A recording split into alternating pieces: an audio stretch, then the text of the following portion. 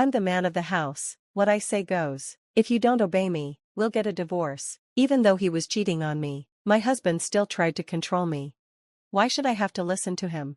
Fine, let's get a divorce then, I replied calmly. I made sure all the loans were in his name so he'd finally realize how much I had been supporting our life. My name is Belle, I'm 36 years old and work as a system engineer. I've been married to my husband, Derek, for 6 years. We met through work, his company was a subcontractor for mine. While I was temporarily assigned to his company, he was kind to me, we started talking more, and eventually, we began dating. After a while, he proposed, and I said yes. When we got married, I quit my job. Working as an engineer was exhausting, the long hours drained me both physically and mentally, and the pay wasn't worth the stress. I worried that if I kept working like that, I wouldn't have time for Derek, and our marriage would suffer. So, I became a freelancer. This gave me more time to handle the housework and spend time with my husband. In the beginning, freelancing didn't pay well, but as I gained more clients, my income grew quickly. I was grateful to Derek for supporting us financially during those early days when I wasn't earning much. I put a lot of effort into taking care of our home. Cooking wasn't my strong suit, but I tried new recipes every day to make him happy. Thanks for cooking and cleaning, it really helps, Derek said, and his words made me feel appreciated. In the early years of our marriage, we respected and cared for each other, life was happy. But a few years later, Derek brought up something unexpected. Don't you think it's time for us to get a new house? He asked.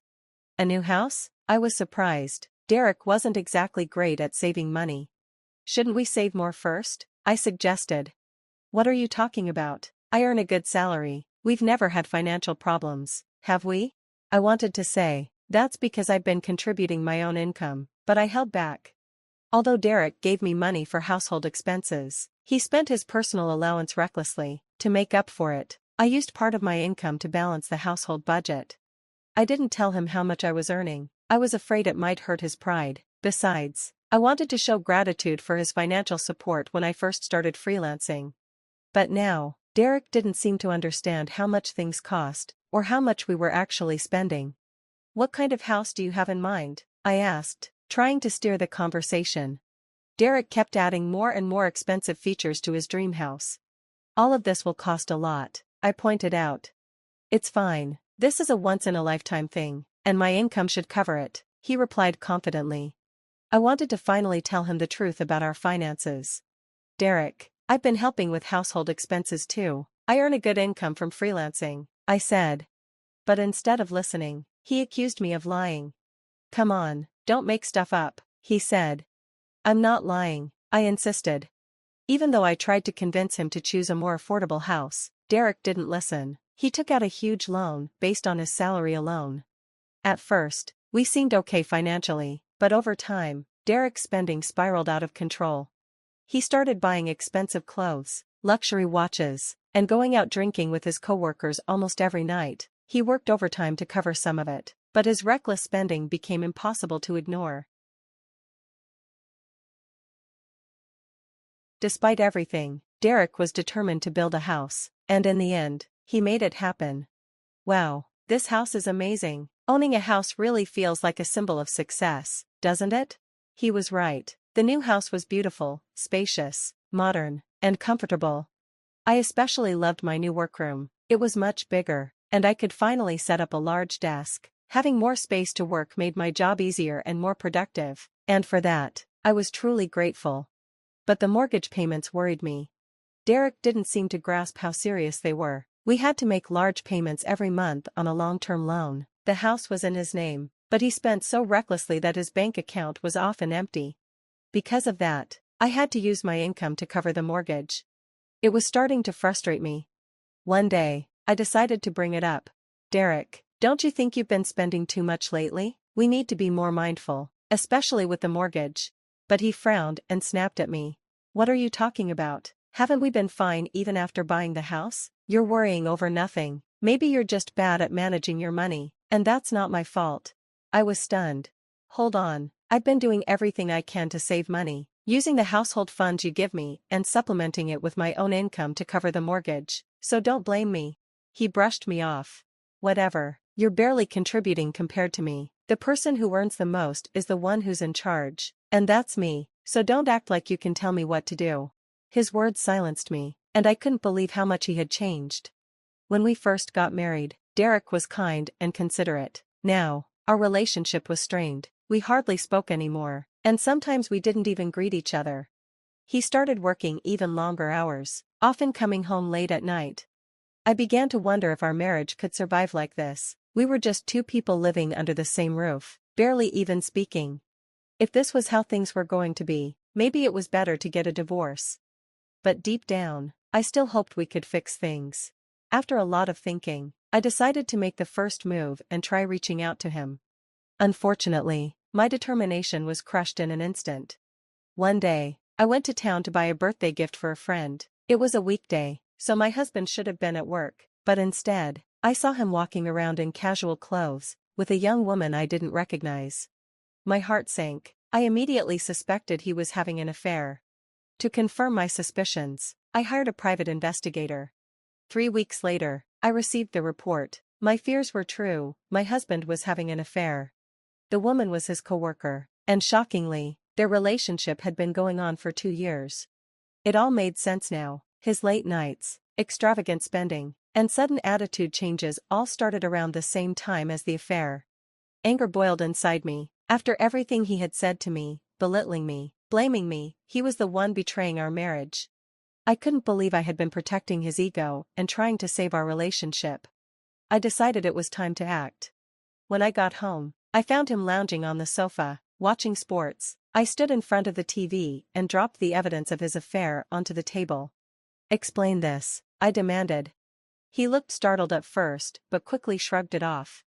"Oh, that's Meg," he said casually. "She's my new wife." "New wife? What are you talking about?" I asked, stunned. "Well, since you found out, there's no point in hiding it. You're not needed anymore." "Not needed? What are you even saying?" "Frankly, I don't have any use for you in my life, but Meg doesn't like doing housework, so you can stay and take care of the chores for us." I stared at him, utterly shocked. "You've lost your mind. I'd never do that," I shot back. His face turned red with anger. "I'm the breadwinner here. What I say goes. If you can't follow my orders, then we'll get a divorce." Even after all this, he still thought he could control me. "Why would I listen to you?" "Fine, let's get a divorce," I said firmly. He looked surprised. "What? You cheated. There's no saving this marriage. Let's end it now." He hesitated, then smirked. "Fine, but don't come crying to me later," he said smugly. "I won't, but first, we need to transfer the names on the utility bills and car loans." I made sure everything, loans, bills, and debts, was transferred into his name, then we finalized the divorce. He probably thought it was all over, but for me, it was just the beginning. "You'll see how much I contributed to your life," I thought. The day after the divorce, I was already relaxing in my new apartment, but then, I started getting frantic calls from my ex-husband. I didn't block him because he still owed me compensation. Out of curiosity, I picked up. He sounded panicked and asked to meet. I reluctantly agreed, and to my surprise, he brought his mistress with him. They both looked upset. "What's this about?" I asked, crossing my arms. "Why didn't you tell me?" he snapped. "Every month, a ton of money is being deducted for loans, and why are the food bills, car payments, and utilities so high? What are you trying to pull?" "I'm not pulling anything," I replied calmly. "I left the house and divorced you. Those are your responsibilities now."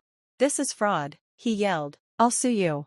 His mistress clung to his arm, glaring at me.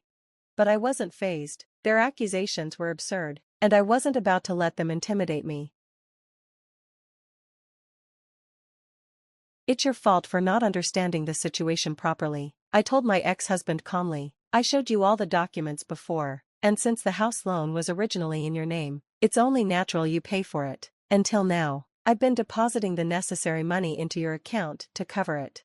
He frowned. "How could you, with such a small income, afford to put that much money in?" Realizing he still didn't get it, I explained everything to him clearly. "I've been working as a freelance engineer. Right now, my annual income is about $200,000. His eyes widened. "What? Is that true?" It was obvious he was stunned to learn I'd been earning far more than him. "But it doesn't matter now," I continued. More importantly, I haven't properly claimed compensation for the damage you caused me. I'll be doing that through a lawyer. What? Are you trying to rip us off? He snapped. No, I replied firmly. This is my legal right, and I'll be making a claim against your mistress, too. He looked panicked, but there was nothing he could say to stop me. In the end, I received compensation from both of them for the emotional distress they caused me. As for his mistress, she was horrified to find out he wasn't paying for the house with his own money. The very next day, she disappeared from his life completely. Their relationship crumbled just like that. It was only ever held together by money. Now, my ex-husband lives alone in the house, struggling to pay off the loans while juggling work and bills. He got exactly what he deserved. Apparently, he couldn't handle the situation and started spreading rumors about the affair at work. His mistress accused him of abuse, and they ended up in a messy public fight. But no one believed either of them. Their credibility was shot. To make things worse for him, his financial troubles affected his job performance. He was eventually demoted and had his pay cut. It's all his own fault, and honestly, I don't feel sorry for him. As for me, I moved into a beautiful high-rise apartment. At first, I was nervous about living alone, but now I've adjusted. I feel relaxed and free. I'm not thinking about marriage or romance anytime soon, but that doesn't mean I want to be alone forever. If I ever meet someone again, I hope we can build a supportive, equal relationship, something I've learned the importance of through this experience. For now, I'm focusing on myself, working hard, and enjoying the life I've rebuilt.